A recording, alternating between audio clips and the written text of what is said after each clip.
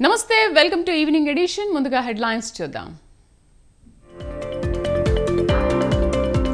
అభ్యర్థుల పనితీరుపై ప్రతివారం సర్వే పద్ధతి సరిగ్గా లేకుంటే మార్చేస్తానన్న చంద్రబాబు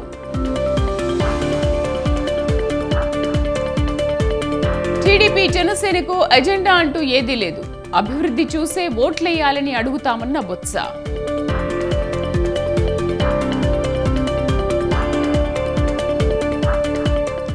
తెలంగాణ సాధన కోసం కేసీఆర్ పార్టీ పెట్టలేదు చిట్చాట్లో జగ్గారెడ్డి ఆసక్తికర వ్యాఖ్యలు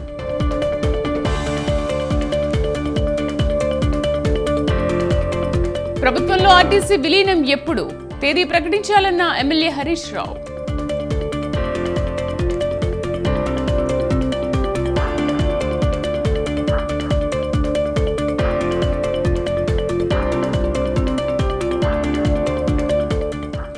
దేశంలో పేదలు దళితులకు అన్యాయం కేంద్రంపై రాహుల్ ఫైర్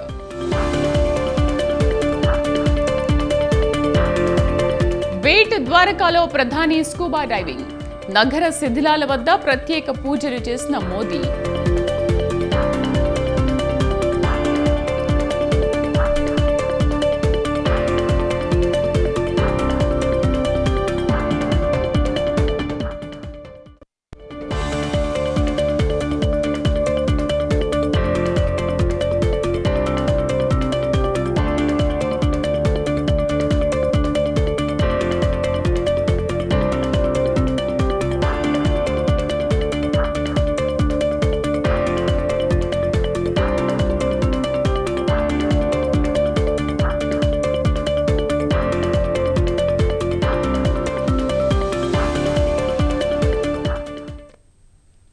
ఢిల్లీ మద్యం కేసులో దర్యాప్తుకు సంబంధించి రేపు విచారణకు హాజరు కాలేనని సిబిఐకి ఎమ్మెల్సీ కవిత తెలిపారు ఈ మేరకు సిబిఐ అధికారులకు లేఖ రాశారు రేపు విచారణకు హాజరు కాలేనని నోటీసులో పేర్కొంది ఈ నెల 28న సుప్రీంలో తాను వేసిన పిటిషన్పై విచారణ ఉందని కవిత లేఖలో తెలిపింది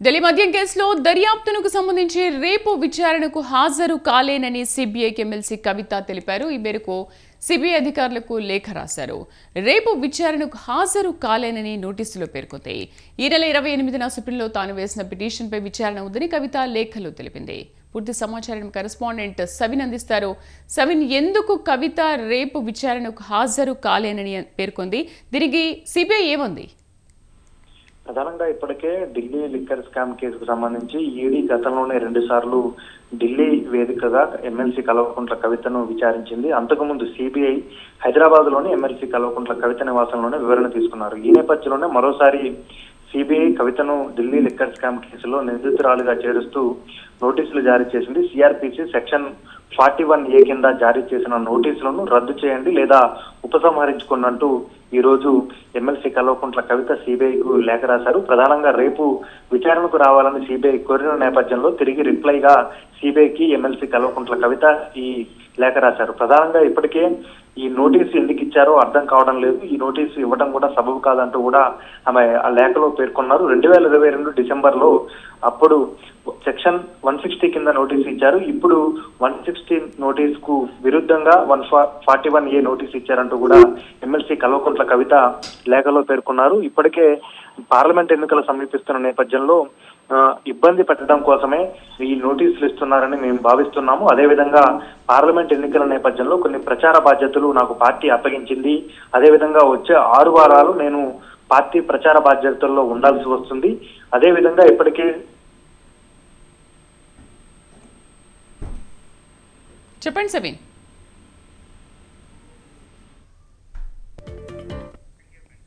రైట్ సబీన్ థ్యాంక్ యూ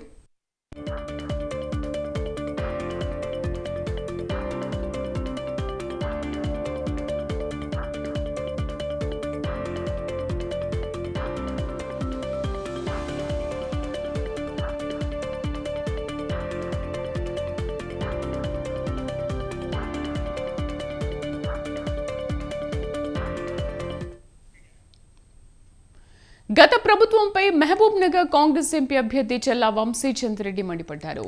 అంతకుముందు నారాయణపేట జిల్లా మక్తల్ పట్టణంలోని పడమటి ఆంజనేయ స్వామి ఆలయంలో ప్రత్యేక పూజలు నిర్వహించారు. అనంతరం సంగంబండ రిజర్వాయర్ను ఎడమ కాలువను పరిశీలించారు. భూ నిర్వాసితుల సమస్యలు పరిష్కరించకుండా బీఆర్ఎస్ పాలకులు నిర్లక్ష్యంగా ఉన్నారని ఆగ్రహం వ్యక్తం చేశారు. సంగంబండ నిర్వాసితుల సమస్యలు పరిష్కరించి వారికి రావాల్సిన పరిహారం త్వరలోనే చెల్లిస్తామన్నారు వంశీచంద్రెడ్డి.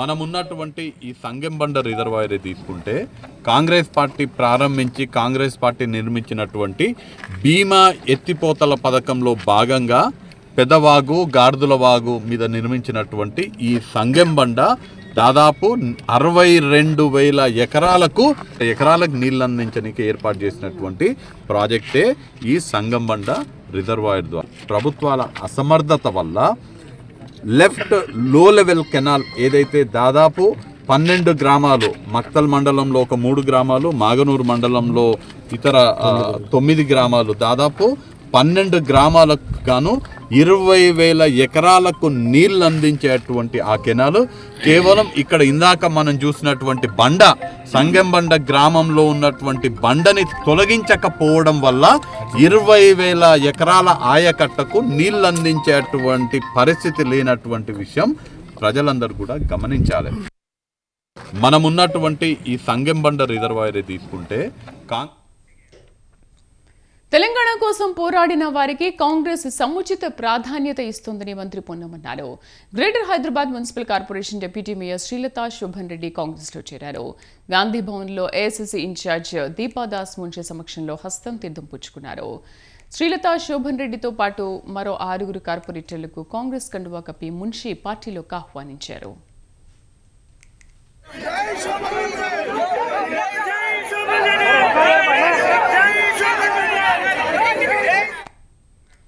పార్టీ అభివృద్ధి కోసం కష్టపడుతున్న కాంగ్రెస్ కార్యకర్తలకు మంత్రి పొన్నం ప్రభాకర్ కీలక హామీ ఇచ్చారు. బీఆర్ఎస్ పార్టీకి రాజీనామా చేసి శ్రీలతా శోభన్ రెడ్డి మంచి పని చేశారని అభినందించారు. పార్టీ కోసం కష్టపడుతున్న వారికి బీఆర్ఎస్లో ఎప్పుడూ అవమానమే ఉంటుందని చెప్పారు. మొదటి నుంచి ఉన్నవారిని కూడా కాకుండా చివర్లో ఇతర పార్టీల నుంచి వచ్చిన వారికి పదవులు కట్టబెట్టడం ఆనవాయితీగా వస్తోందని అన్నారు. బీఆర్ఎస్ పార్టీ తెలంగాణ ఉద్యమకారులను విస్మరించిందని గుర్తు చేశారు.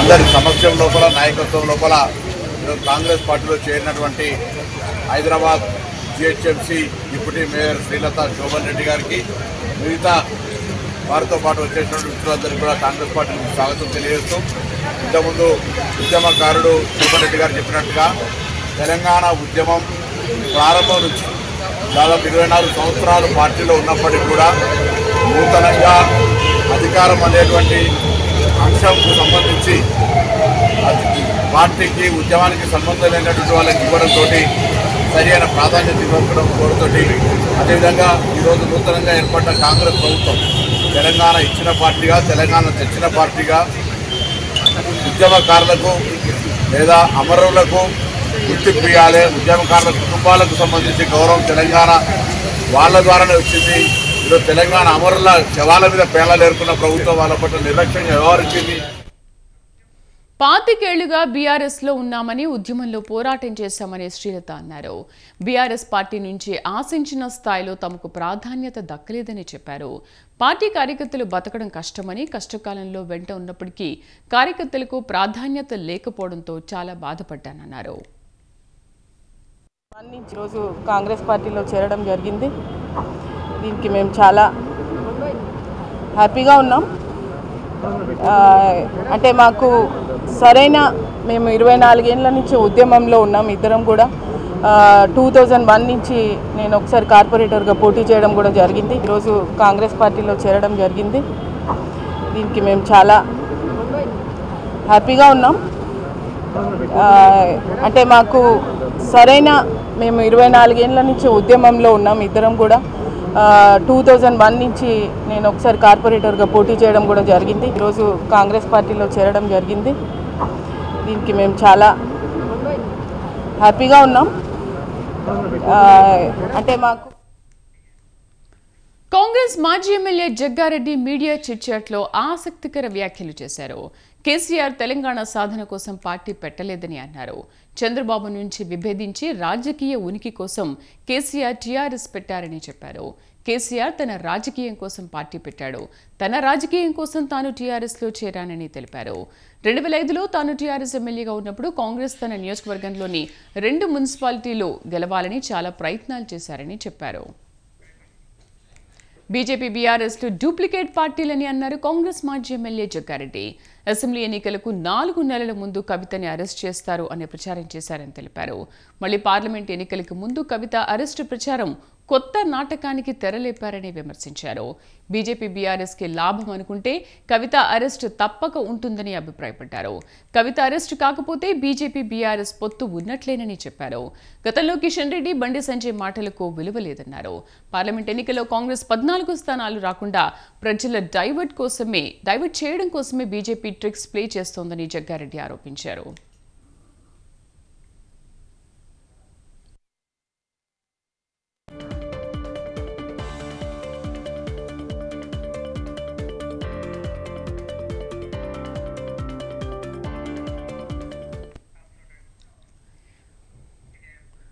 రంగారెడ్డి జిల్లా మహేశ్వరంలో బీఆర్ఎస్ పార్టీకి బిగ్ షాక్ తగిలింది. మహేశ్వరం మాజీ ఎమ్మెల్యే తీగల కృష్ణారెడ్డి, రంగారెడ్డి జిల్లా జడ్పీ చైర్మన్ తీగల అనితారెడ్డి బీఆర్ఎస్ పార్టీకి రాజీనామా చేశారు.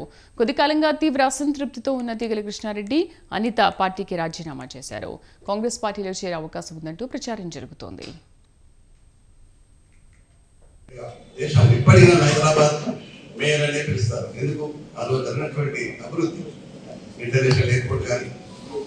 లాంగ్ ఫ్లైఓవర్స్ కానీ, బైగర్పేట ఫ్లైఓవర్స్ కానీ, హైదరాబాద్ నగరం ఉన్నటువంటి 16 ఫ్లైఓవర్స్ కానీ, క్లీన్ అండ్ క్లీన్ అవార్డు తీసుకున్నాం, ద బెస్ట్ సిటీ అవార్డు తీసుకున్నాం, ద బెస్ట్ టూరిజం అవార్డు తీసుకున్నాం, సెంట్ ఫ్రాన్సిస్కో తీసుకున్నామని ఆ అనుభవంతో ఈరోజు మీరు చూస్తున్నారు. మా కాలేజీ కానీ ఇది కానీ ఇక్కడ కూడా పారదర్శకంగా ఉంటారు. అంతే తప్ప ఏదో 5 సంవత్సరాలకు వచ్చి ఏదో కరప్షన్ చేసుకొని పోవాల్సిన కర్మ పట్టలేదు. ఈ యొక్క టిఆర్ఎస్ గవర్నమెంట్ పాలనలో వాస్తవానికి స్థానికంగా నిధులు అనేవి ఎక్కడా కూడా అందలేదు. అందులో పెద్ద ఎత్తున అన్యాయం అయింది రంగారెడ్డి జిల్లా.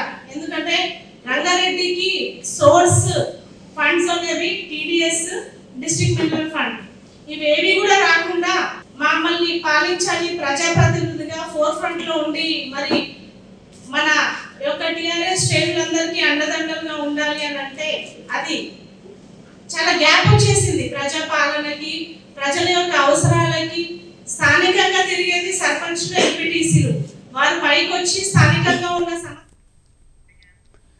ఖమ్మం పార్లమెంట్ అభ్యర్థిగా పోటీలో తాను కూడా ఉన్నానని కాంగ్రెస్ పార్టీ రాష్ట్ర వర్కింగ్ ప్రెసిడెంట్ జెట్టి కుసుమకుమార్ అన్నారు. హైకమాండ్కు వినతి పత్రం ఇచ్చారని, స్వాతంత్ర సమరయోధుల కుటుంబం నుంచి వచ్చిన తనకు అవకాశం ఇస్తారని ఆశిస్తున్నానని అన్నారు. ఖమ్మంలో కమ్మ సామాజిక వర్గానికి గతంలో ఇచ్చారు కాబట్టి అదే సామాజిక వర్గానికి చెందిన తనకు ఇవ్వాలని కోరారు. మేము ఏదైతే ఎలక్షన్లో చెప్పడం జరిగిందో ఇందిరమ్మ రాజ్యం తీసుకొస్తాం, ప్రజల ప్రభుత్వాన్ని తీసుకొస్తామని చెప్పి మేము ఏదైతే హామీ ఎలక్షన్లో భాగంగా మా మేనిఫెస్టోలో పెట్టడం కానీ, మా ఎన్నికల ప్రచారంలో పెట్టడం కానీ జరిగిందో అది 100% ఈ యొక్క 50 రోజుల్లో నెరవేర్చామనే యొక్క సంతృప్తి కాంగ్రెస్ పార్టీ నాయకులుగా మాకు.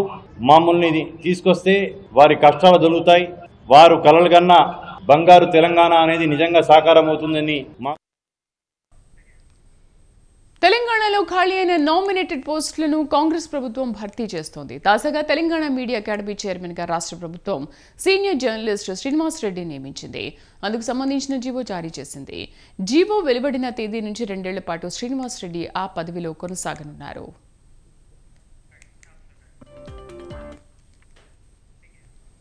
టీడీపీ జనసేన తొలి జాబితాలో రాయలసీమ బలిజలకు అన్యాయం జరిగిందని కాపు సంక్షేమ సేన గుంతకల్ నియోజకవర్గ అధ్యక్షుడు రాయల్ రంగా పేర్కొన్నారు.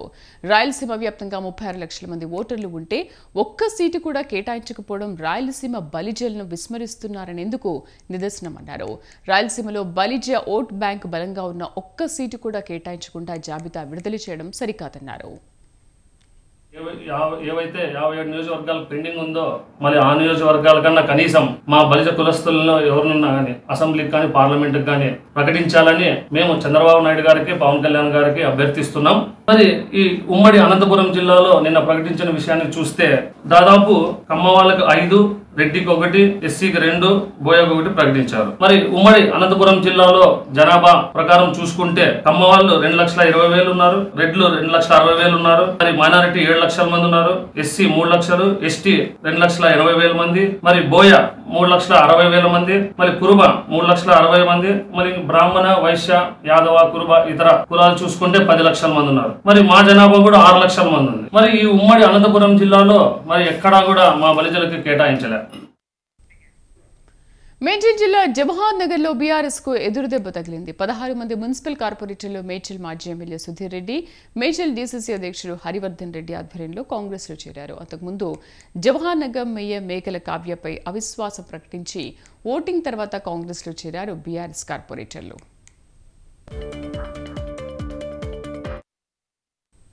కడప జిల్లా సిద్ధవటం మండలం జంగాలపల్లె దళితవాడలో రాత్రి వేళల్లో గ్రామాల్లోకి చిరుత సంచారం చేయడంతో గ్రామస్తుల భయంతో బిక్కుబిక్కుమంటున్నారు. రాత్రి వేళల్లో కంటి నిండా నిద్ర లేకుండా జీవనం సాగిస్తున్నామని ఆందోళన వ్యక్తం చేస్తున్నారు.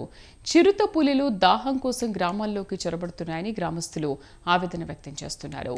గ్రామంలో మేకలపై దాడి చేసేందుకు పులొచ్చిందని, మేకల అరుపులు విని కేకలు వేయడంతో చిరుత అడవిలోకి పారిపోయిందని పాలెం భాగ్యం అనే మహిళ చెప్పుకొచ్చింది. చిరుత దాడిలో గాయాల పాలైన మేకను స్థానిక వెటర్నరీ వైద్యశాలలో చికిత్స చేయించామని భాగ్యమ్మ తెలియజేశారు. చిరుత నుంచి రక్షణ కల్పించాలని గ్రామస్తులు కోరుతున్నారు. రాత్రి 2 గంటల రాత్రిలో మేక అరుస్తుంది, లెస్స అరుస్తాను సార్. నేను ఇంకా ఉరి పోసుకునిందో ఏమోనని చెప్పి పరిగెత్తుకుంటా లైట్ వేసుకొని పరిగెత్తుకుంటా వచ్చినా సార్. నేను వచ్చే తలకి నన్ను చూసి వెళ్తా ఉంది సార్, విడిచిపెట్టి లైట్ వేసి తలకి నేను పరిగెత్తి తలకి నన్ను చూసి వెళ్తా ఉంది. అప్పటికే మేకపోతే అంతా ఒళ్ళంతా కొరికేసింది సార్. చిరుత సార్, చిరుత పులి శుక్రవారం రాత్రి 2 గంటల రాత్రిలో మేక అరుస్తుంది, లెస్స అరుస్తాను సార్. నేను ఇంకా ఉరి పోసుకునిందో ఏమోనని చెప్పి పరిగెత్తుకుంటా లైట్ వేసుకొని పరిగెత్తుకుంటా వచ్చినా సార్. నేను వచ్చే తలకి నన్ను చూసి వెళ్తా ఉంది సార్, విడిచిపెట్టి లైట్ వేసి తలకి నేను పరిగెత్తి తలకి నన్ను చూసి వెళ్తా ఉంది. అప్పటికే మేకపోతే అంతా ఒళ్ళంతా కొరికేసింది సార్. మంచిర్యాల జిల్లా మందమరి మండలంలోని బొక్కలగుట్ట గాంధారి ఖిల్లా మైసమ్మ జాతర అంగరంగ వైభవంగా ప్రారంభమైంది. కాలభైరవుణ్ణి దర్శించుకునేందుకు ఎమ్మెల్యే వివేక్ వెంకటస్వామి, మాజీ ఎమ్మెల్యే నల్లాల ఓదేలు అక్కడికి విచ్చేశారు. జీడికోటలో ఏర్పాటు చేసిన దర్బార్కు హాజరయ్యారు. గాంధారి ఖిల్లా మైసమ్మ జాతరకు వచ్చే భక్తులకు ఇబ్బందులు కలగకుండా శాశ్వత పరిష్కారం కింద త్రాగునీరు, విద్యుత్ సౌకర్యం కల్పించేందుకు కృషి చేస్తామన్నారు ఎమ్మెల్యే. గాంధారి ఖిల్లాను టూరిజం స్పాట్గా ఏర్పాటు చేసేందుకు సీఎం దృష్టికి తీసుకెళ్తానన్నారు. నువ్వు 5 వరకు నడవాలని చెప్పి ఆ రోజు నేను ఎంపీగా నాకు 5 వరకు నడిపించండి. నాకు కూడా మంచిగా అనిపించింది. మన నాయకపోడు వాళ్ళతోని పైకి నడిచి అక్కడ పూజలు చేసుకొని నేను కూడా మొక్కుకున్నప్పుడు ఆ రోజులలో మాకు తెలంగాణ రావాలని చెప్పి ఆ రోజు మొక్కుకోవడం జరిగింది. మనకు అట్లనే తెలంగాణ కూడా మనకు వచ్చింది. ఈ 10 సంవత్సరాలు అయిపోయింది, 10-12 సంవత్సరాలు అయిపోయింది వచ్చి. కానీ ఈ ప్రాంతంలో ఇప్పుడే రాజ్కుమార్ చెప్పినట్టు సరిగా అభివృద్ధి కాలేదు. సమాజ్వాదీ ప్రెసిడెంట్ అఖిలేష్ యాదవ్ రాహుల్ గాంధీ ఆధ్వర్యంలో సాగుతున్న భారత్ జోడో న్యాయ యాత్రలో చేరారు. ఉత్తరప్రదేశ్లోని ఆగ్రాలో సాగిన న్యాయ యాత్రలో ప్రియాంక గాంధీ వాద్రా కూడా పాల్గొన్నారు. 3 నాయకులు వేదికపై నిలిచారు. ఇండియా కూటమిలో భాగంగా యూపీలో సీట్ల పంపిణీ ఒప్పందం కుదిరిన తర్వాతే అఖిలేష్ యాదవ్ ఈ యాత్రలో పాల్గొన్నారు.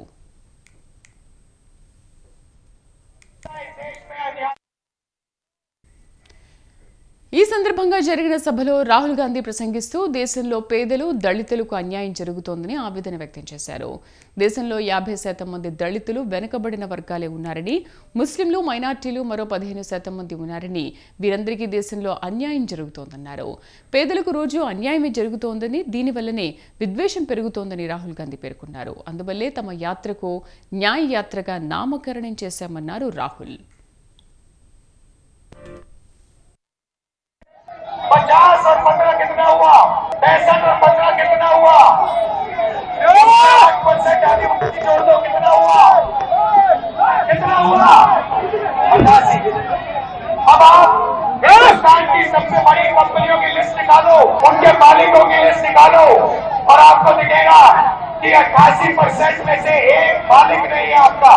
आपके साथ 24 घंटा इस देश में अन्याय होगा। तो नफरत का कारण अन्याय है और इसीलिए आपने भारत जोड़ो यात्रा में अन्याय शब्द जोड़ दिया है। अब यहाँ भीड़ से मैं पूछना चाहता हूँ, इस देश में पिछड़े वर्ग के कितने लोग हैं? कितने हैं? 50%। 50%। इस देश में दलित वर्ग के कितने लोग हैं? 15%।